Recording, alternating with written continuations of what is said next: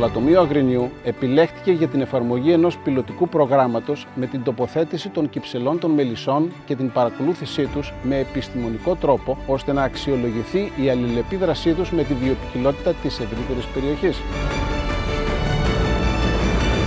Είναι το πρώτο λατομείο του ομίλου στο οποίο πραγματοποιείται μια τέτοια δράση και είμαστε πολύ χαρούμενοι γι' αυτό και ανυπομονούμε να εντάξουμε τον πληθυσμό των μελισσών στην καθημερινότητά μας και στις δραστηριότητές μας για την ενίσχυση της βιοποικιλότητας.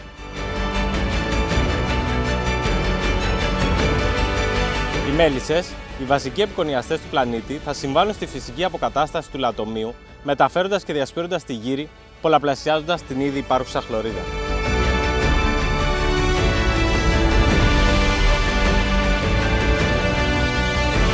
Ευχαριστούμε τον Όμιλο Τιτάν που με αυτή την κίνηση συμβάλλει έμπρακτα στη διασφάλιση των άγριων επικονιαστών, προσφέροντάς τους την απαραίτητη φροντίδα, σύτηση και στέγη.